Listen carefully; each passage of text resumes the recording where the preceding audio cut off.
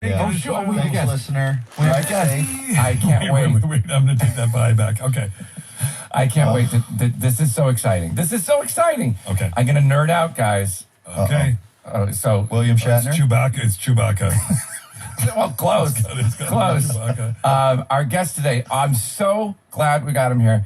I wasn't sure he'd be available because, as they say, he's hot right now in the Hollywood. That's triple He hot. really is all anyone talks about right now. At age 11, he was a Texas State swimming champion before throwing in the towel.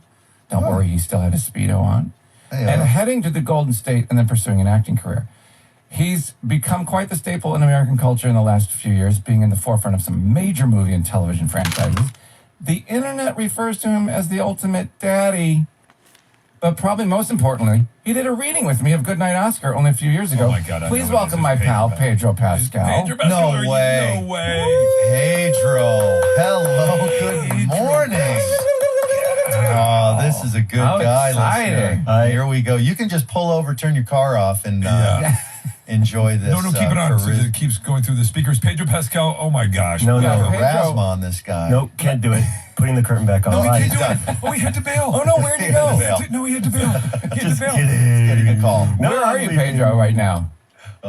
Where am I? I'm in Yeah. Los Angeles. Oh, you are? Okay, good. City of Angels. And in your house, it looks like an empty interrogation room. It's like I'm in an empty interrogation room in Los Angeles. Dude, what? Can I move the camera around to even make it look Make even sure we scarier don't than see it really anything we is? shouldn't Absolutely see. no care. Wow, you're really in an empty room. I've been abducted. No. But they let you do a But they're podcast. fans. But they're fans of your podcast. Wow, that's good. Now, let me say something. It's true I'm into daddies. You've seen Scotty, but I'm not hitting on you. I'm just celebrating how cool it is that the internet has collectively referred to you as our daddy and that you embrace it. I've seen you in interviews and stuff like you kind of like that. It's kind of cool. And look, you got the scruff going on. You wear the glasses. I just want people to like me. Well, Still. just keep talking. This is what the kids call you. You've got what the kids call Riz. Do we know what Riz is? No. Yeah. No, what's Riz? Charisma. Okay. Lots of charisma. My kids would say they call it W Riz. You got that W Riz. Wild And they get charisma. real embarrassed. I want to talk about Craig Mazin when we get to Oh, it. we'll get to 'cause Craig Mazin. We're not talking about Craig The Mazin. amazing Mazin. I want to continue talking about Goodnight Oscar. We have to just a little bit. You have to invite me. No, we have to. Buddy, It's because you gotta the go see opening that. was Good Lord. recently. It was, Yeah. And the production is directed by Lisa Peterson, right? Correct. That's correct. Incredibly So- well directed. I did a staged reading for Lisa Peterson 23 years ago Wow. at the Tabor. That's where I met her. wow. It was part of the, I can't remember what the label of the theater festival New Works sort of season that it was. And we're old. That's my point. Let's move on. Lisa's amazing. Did you like her then? I loved her. It was amazing. I was desperate to get, a job in professional theater, no matter where I was, whether it was Los Angeles or New York. Did that one end up going to stage? It did not. If it did not go with me. Did you? So would've Pedro, known. You're from Texas, which I did not know. Yeah. Did you start? Were you doing theater in Texas? No. No. So I was born in Chile. Yeah, in Santiago, Chile. Yeah. And I have to Let's say this. not brag about the research, Sean. No, but I want to say this to you. En la escuela secundaria, en la clase de español me llamaba Santiago porque otro chico eligió Juan. Pero qué bien, Sean. Estoy Santiago, perdona. Do you know how to speak Spanish, Sean? Qué orgullo. Sí, un poquito. I said in Spanish class in high school, my name was Santiago because some other kid picked Juan, which is Sean. Well, this is a great opportunity for you to Yeah, do one of your characters. launch the Spanish character you were working on. Well, I would like to, but my character is from Bolivia, sadly, so he's not. He's close by. He's very close by, but I'm so sorry. That's better than the arbitrary Latino accents I have Pedro, shared with the world. By the way, Pedro, I do want to. Sean, Jason, you can go, but I do want. Now that we're in South America, and we're talking about this, Pedro. I got to know you, not personally, but like a lot of people from watching Narcos. I thought you were so fucking great in Narcos. I loved Narcos, and you were so great in it. And it was like, I'm sure it was one of those things you've been working for years, and then everybody's like, "Hey, look at this guy." And you're like, "Hey, man, I've been around for a long time." Right? Was that kind of how that happened? Been filled with talent for years. Narcos was a really lucky job, and I think it came on the coattails of the big fight of Oberyn Martell in the Mountain in Game of Thrones, and the people over at Netflix realizing that I wasn't living past that episode, and then Spoiler alert. Spoiler alert, sorry everybody. From 10 years ago. You see, I'm not a Game of Thrones fan, so I've never watched. It's not that you're not a fan; you just haven't seen it. It was a splashy guest role of the season, sort of at the height of the game's popularity. So good. The game's. Good God, it's early for me. Not only are we not going to cut that, we're going to double that one. Keep going. Well, that was really the first thing that was the first time I experienced sort of a larger exposure in relation to work in a big way. And that I would And you say, met David Benioff, and your life's never been the same. You know, exactly. We've all been touched by him. It completely started there for me, as far as consistent work, and so because of Game of Thrones, I got Narcos, and then.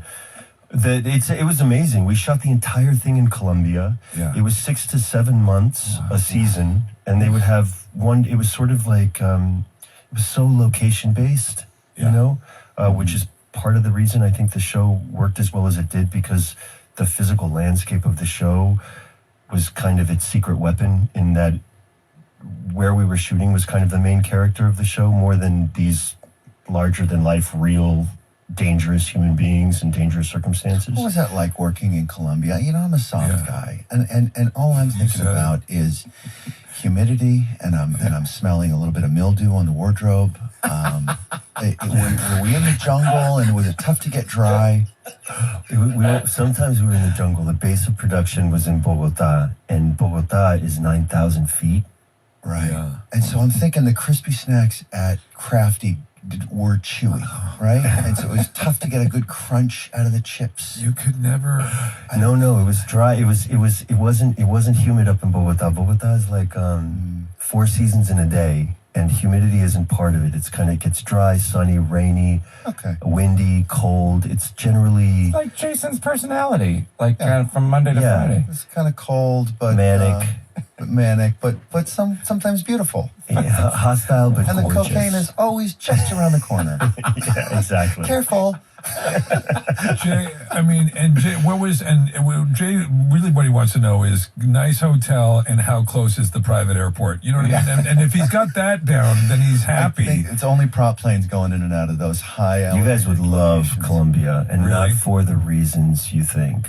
It Really? is. It's the best. It's the best. It's the best I would love place. to go. I would love to I go. like the yellow soccer uniforms. It's all I For need the to. books. You would like the beaches and the mountains and the people. I think it's fascinating. I want these guys to hear this, because when I was reading about you, about your parents, or the political asylum that they had to seek when you were a kid, and the going around the Denmark, and then By the way, before you get into this, I want to ask these guys, Pedro, you know this, but we're going to expose these guys.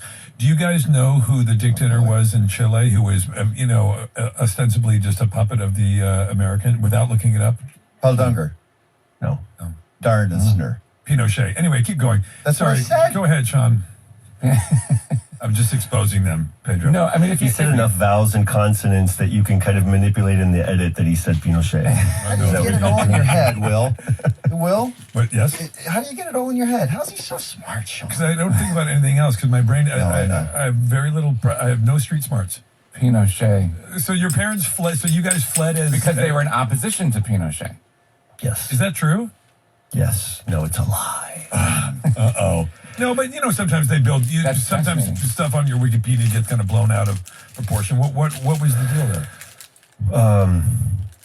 Then I want to know how much you paid for your name, because it's the best name in Hollywood. Well, he's going to get to that because his last name was different. Right, he had to change it. Here we go. Yes, I was born Jose Pedro Balmaceda Pascal, and my parents, they were just very young when they had my sister and myself. My sister's 2.5 years older than me, and there was a cousin of my mother's that was very, very involved in the opposition movement against the military regime. Its proximity to our family, I wouldn't say that my parents were revolutionaries by any stretch of the imagination, but they were Not very actual young. dissidents or yeah. No, they were young, liberal college students, and ties from my mom's side to close ties to the opposition movement, just in terms of family. It was a first cousin of my mother's.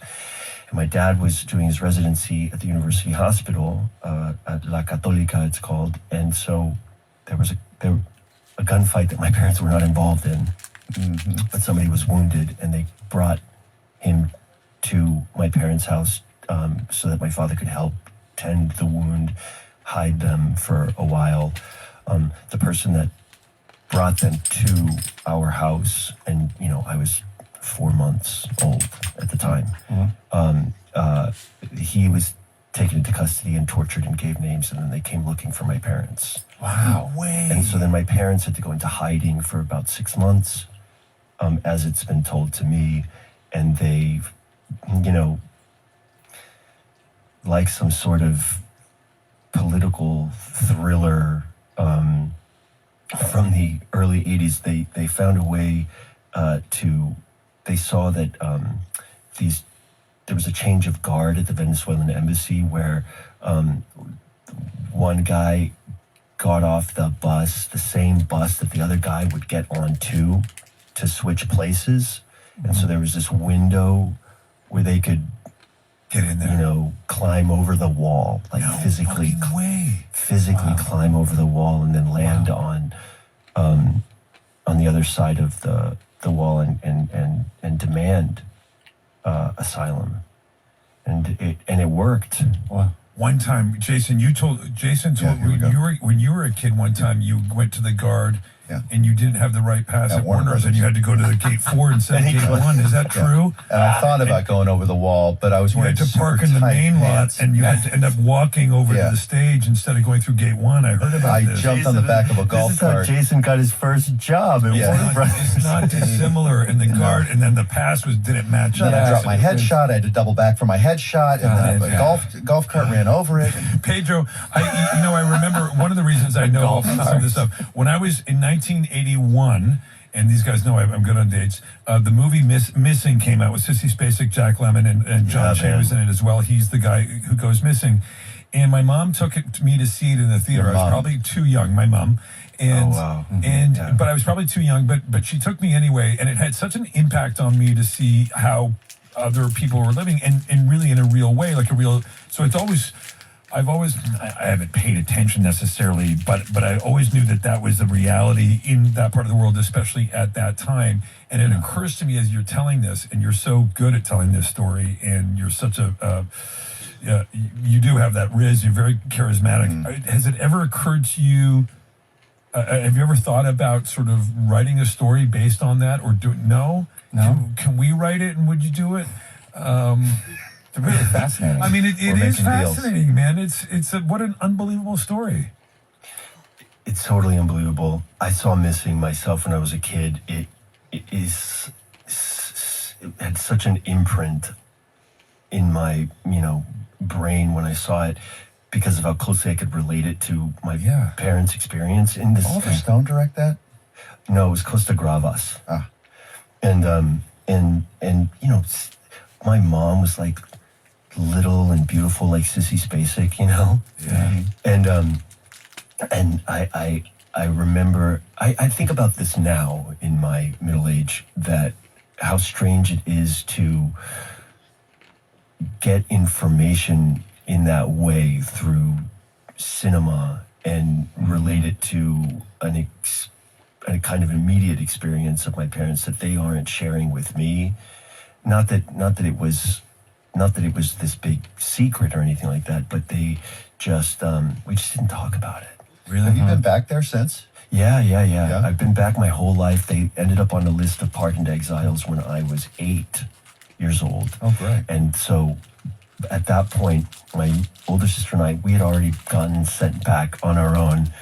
The late 70s, early 80s, 4-year-olds traveling by themselves, in the custody of like a stewardess I did that. And but when I was 8, it was like a huge family reunion because there were very large families on both sides that were left behind. And ever since then, we'd go back my whole life. My younger siblings, who were born in the States, were actually raised in Chile. So the strange circumstance of having been born there, never living there, going there my whole life, it never being home, but it being home, and it's just been this ever-present. Do you have a place there now that you go back and I don't have a place there. Both my siblings and my father do. Yeah. Wow. But a couple other movies you mentioned that were kind of a big, like, shifting gears here. Peggy Sue Got Married and Raising Arizona, you said were like huge. And then also your mom wouldn't let you see a certain movie, I think. My mom didn't care. My mom didn't give a shit. My dad was really against me seeing The Breakfast Club. Well, Really? Yeah. He took me to go see First Blood, The Big Chill, Sure. Anything that he was interested in seeing, frankly. It didn't matter if it was rated R or not. And Sean's in the Breakfast Club, Yeah. and the Lunch Club, and the Snack Club, and the Dinner Club, and the and we're back. All the sequels. but yeah, I true. wasn't allowed to see The Breakfast Club because Wow. Just because it was what? Send a bad message. It was like it was like kids complaining about their parents. Yeah. It's like, you're not watching that. That's hysterical. I have 1,000 questions if you would like to hear one. Okay. Yes. By the way, I guarantee you don't have a fucking 1,000. Okay. Try I one. do. Sean. So you came to California. Your dad moved you, or your mom and dad both? We all came to Orange County in 86, 87. And then and then things happened. You went to New York, NYU. I went to, and then at 18, I went to New York. Yeah. And you were terrible at waiting tables. I really was. I was a bad waiter. And What restaurant do you remember? There's so many. You guys, this is the 90s. I started, I lived in New York in the 90s. I worked at, where's the first place? I started it sort of as coffee barista person in places that definitely don't exist anymore.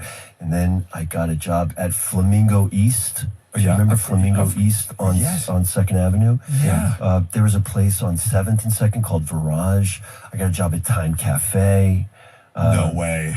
Got fired from Time Cafe. Fez Bar. Yes. All of these sound like dancing clubs. And then I moved up to Flamingo East had a party. They had a upstairs space, and they would throw parties up there. And every once in a while, I got to bartend that. And then I remember Fred Armisen had his birthday once at Flamingo East, like Really? 20 Upstairs years in ago. this- Upstairs, yeah. Yeah. And it was almost had like a living room. Like there was like a little back room and stuff. Do you remember that? Yeah. Yeah. It was this beautiful space, and they fired me. What did you do that was so bad in each of these spots? yeah, because I read that you got fired over 10 times from different places. In some instances, one, I wasn't very good. Yeah. And But what about your work was not good? I didn't have the talent to, Talent. I don't know, it does. I think it really does take talent to Yeah. know how to deal with any kind of customer. More so than the customers is to deal with management, to be honest with you. Yeah. And to kind of service the system of which you are a part of in terms of that environment. And I wasn't smart enough to kind of, keep myself safe and perceived as a reliable, I was always on time and stuff like that, but they didn't like me enough to keep me if I needed to cover my shift again because I was going to go to Buffalo and shoot a Xerox industrial commercial. Yeah. And get stuck there, because the This all acting. sounds like somebody who's had like a major drug problem just covering, you know what I mean? I'm just going, they didn't have they put up And then he with tried to my- tell us he was going to do a Xerox. my spot. inconsistency with the showing up of the thing and by the way, All right, so you're bad at waiting tables. No, it was really innocent. I really was. I was just stupid.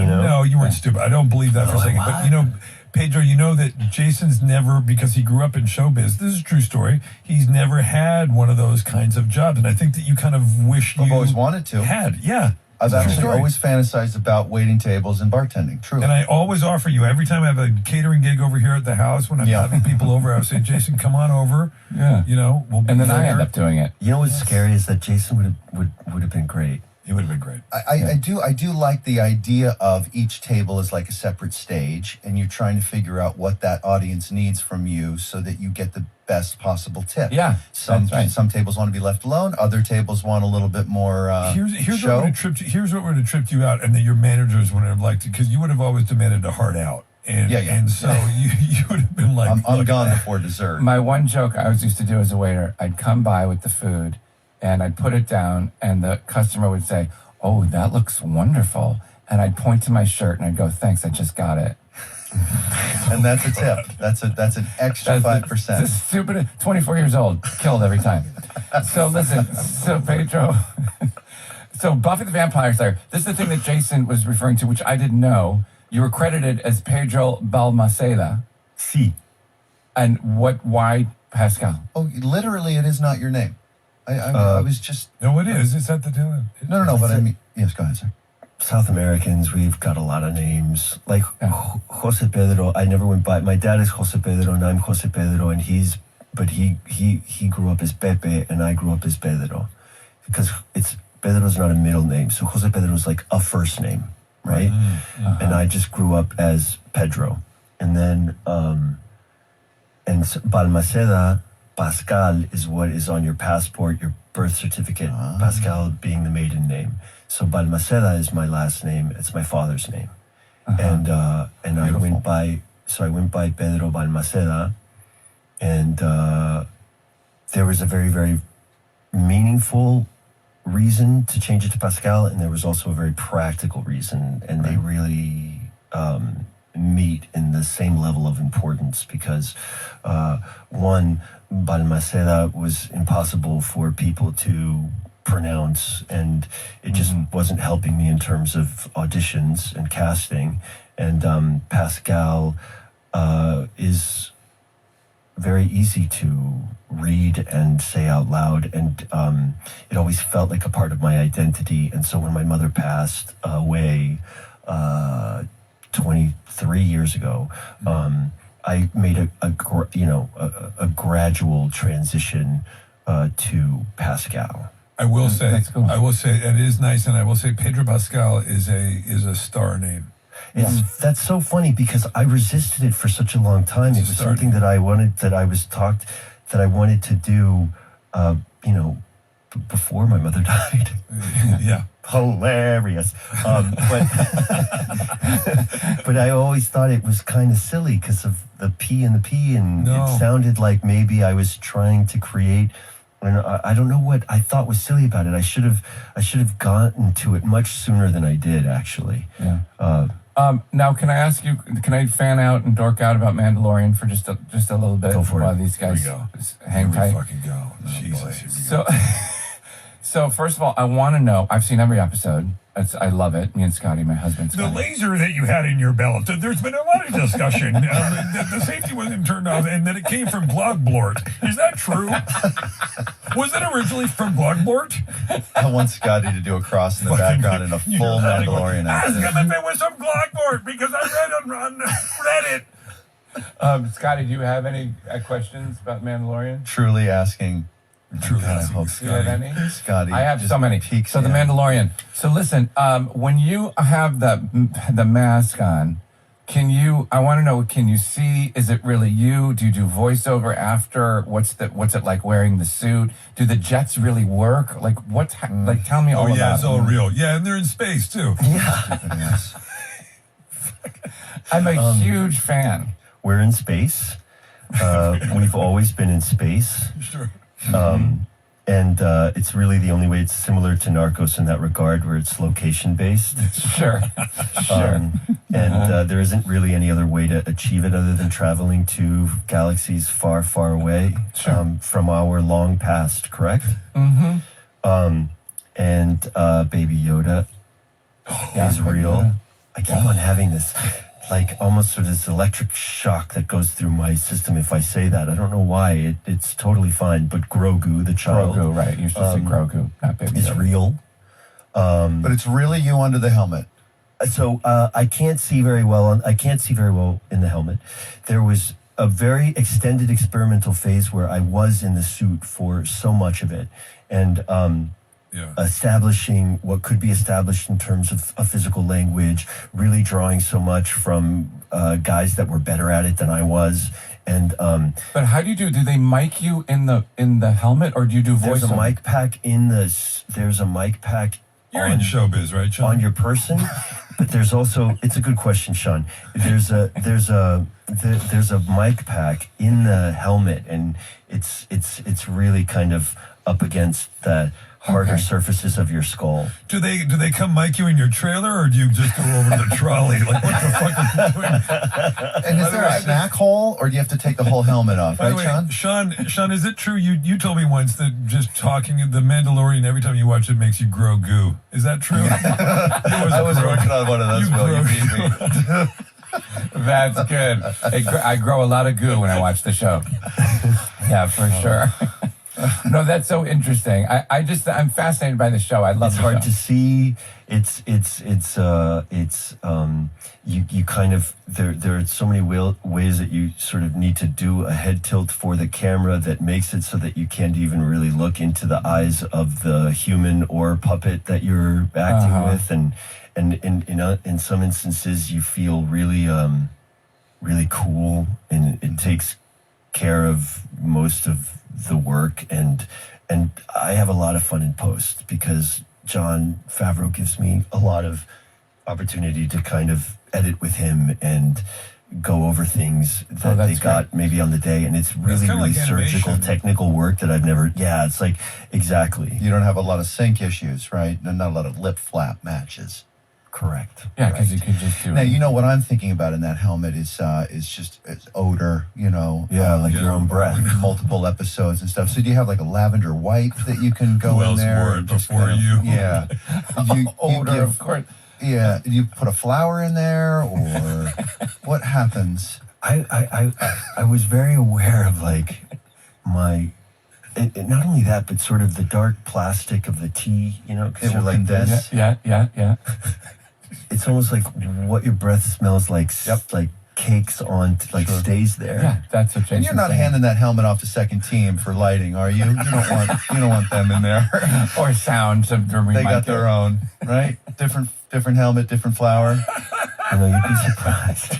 It's so real, Pedro. It's so real. This is giving Jesus. That would keep him up at night if he thought that his stand-in was wearing. What do you mean we don't have a second team helmet like that? It should have just come from the shop. Pedro, what you need to know is what would happen is the whole thing with the helmet. If Jason was doing that, it would go to Bloom, his assistant, and then Amanda, his wife. She'd be deep in on the cleaning of the helmet. Jason, there's no way that Jason can have this helmet going to somebody else. He would hand the problem up to eventually his wife and Zach and Aline and everybody. There'd be emails. Guys, we got to get Jason's helmet situation sorted out before he shows up on set. Meanwhile, Pedro's a normal, nice guy. He shows up. He's like, I'll just roll with it. You know? Yeah. No, you I complain. know. I had 3 callbacks for Mandalorian, and I think that was the issue. I think ultimately That's the Favreau issue. is just, this guy's a problem. You couldn't come to an agreement on that. That's understandable. Sedaris is on that show, right? Amy Sedaris. No, yes, she is. Yeah, she's the great. That was there was an instant with Amy Sedaris specifically, and that was where she made me laugh so hard that I spat into the helmet. and that was a moment where I came into a clear understanding of the close proximity that I had to the things that are in my mouth, Your own my saliva, and it's or like lunch or breakfast. She's or the something. best. The best. I love her. Yeah. But listen, I want to talk about your new movie too. It's what's it called? Strange Way of Life. Is that what it is? Strange Way of Life. Strange Way of Life. Extraña forma de vida. And it's a 30-minute film. That's it. It's just one It's a film. 30-minute short written and directed by Pedro Almodovar, starring Ethan Hawke. And it's gay cowboys who travel across the desert to find each other 25 years apart. former lovers, and one travels across the desert to see him again, and it is shot in the same places that Sergio Leone was shooting his spaghetti westerns in that southern region of Spain. Oh, wow. That's cool. On the same sets.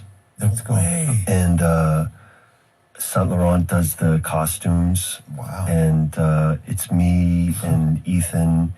And I'd never worked with Ethan before. I actually listened to him on your podcast. Wasn't he great? He's awesome, isn't he? Yeah, He's that's so great. cool. I love him. It was so great to get to hear you guys get to know him. Yeah. Because Yeah. I spent the summer with him, and, you know, I saw movies that he was in, starting with, like, The Explorers.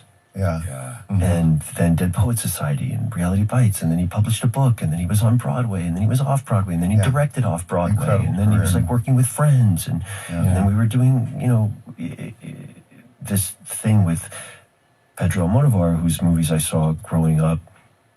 It was kind of a family favorite, and it just meant a lot. In all earnestness, it was this moment of sort of being listened to and taken seriously by these two influences was a very surreal experience for me, because he was my scene partner and this was our director, and they wanted to be collaborative, and they wanted to I don't know, all get on the same page at the same level. And I felt so influenced by both of them in my upbringing that, you know, as corny as it may sound, I'm like, these guys care what I think. Yeah. And that was... But you know what? But you know why, Pedro? You know why? And I mean this too. You earned that seat there because you're really good at what you do.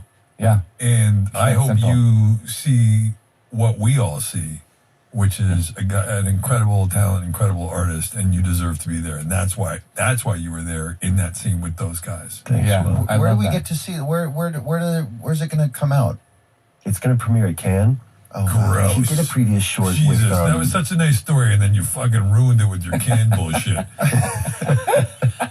I've never been. Did you get to keep any of the? Are you going to go? I'm gonna try to go. I want to go really badly. He did a previous short with Tilda Swinton, so this is the second of what could be that's cool. 3 installments of these 30-minute English language Gotcha. forays, because That's cool. everything he's ever done before is in his native Hey, language. Pedro, I'm Tecavale, just FYI. I'm just putting it out there to the universe. Did you get to keep any of the Saint Laurent cowboy stuff? I bet it's No. some pretty cool stuff. No. They don't give me nothing. I asked for the green jacket. If you want to look up the trailer right now, you see me in this kind of like bright green Jimmy Stewart, Yeah. you know, denim And they cowboy said no. They want to hold on to it for possible reshoots. jacket. No, they just gave me a flat no. Jason wants to know, was it moldy? Was the jacket moldy? Did it smell anything? Did it breathe right out there? Because I imagine it was pretty hot. And Right? now- A lot of and- hard It sun. didn't wick. Yeah. It didn't have a wicking quality. And the last thing I want you to do, Paige, if you want to, on SNL, you were so fucking funny on the Saturday Night Live. Can you just do a little bit of the voice? Which one? Can you just do a little I don't bit? know what you're talking about. I don't know what you're talking about. It's so Stop. fucking... Stop asking me. I'm not comfortable with that. It's really funny. I've been putting on an accent this whole time, and now I finally get to talk to myself. I could listen to that for Anyways, 9 well, I hours. found talking to you guys. I like to Bye. Pedro, thank you for joining us, my friend. Pedro, we love you are very much. A talent and a friend. Honestly, you're such a fan, such a huge fan, man. You're so good at what you Yeah, do. keep doing going, it. my I friend. really love talking to you guys. Bye, Pedro. We love Have you. a great rest of your day. Thank See you. you I'm just later, going to man. take the headphones off because I have no idea Yeah, what yeah, That's buttons fine. to Just press. take them off and walk away. Slam the iPad. Yeah. All right. Bye, buddy. Bye. Man, he is great. Yeah. I'm such a massive fan of The Last of Us. Did you guys watch it? I haven't yet. Did you?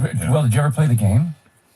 I did not play the game. No. Yeah, it's so good. I saw the prequel, Uh-oh, here. The First of Us. Did you not see? he was. That's so dumb. Of course, it's dumb. What do you want He's a from me? dad. This is a great clean What do you dad fucking? joke. It's a can enjoy. clean joke that Do you works need a anywhere. headset to play that game? Is that one of those where you gotta You can. use Will's think you headset? can.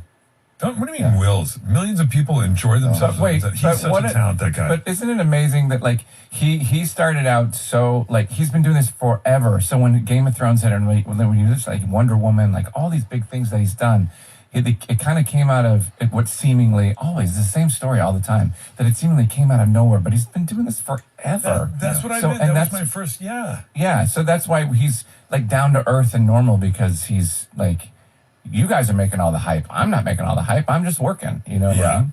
I saw him in an interview, one of the where they had him strapped to a lie detector, and he's just like so comfortable. Okay, an interview, I guess it was more like an interview. Anyway, whatever it was, he was at a police station and he was strapped to a lie detector.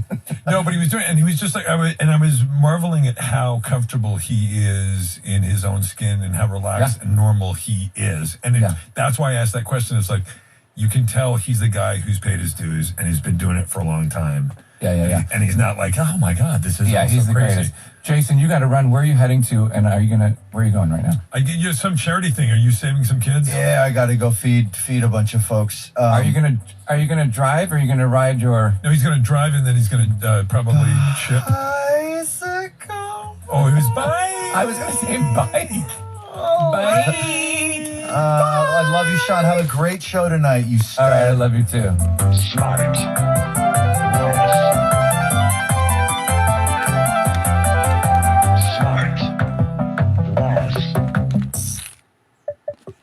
Smartless is 100% organic and artisanally handcrafted by Michael Grant Terry, Rob Armjarv, and Bennett Barbago.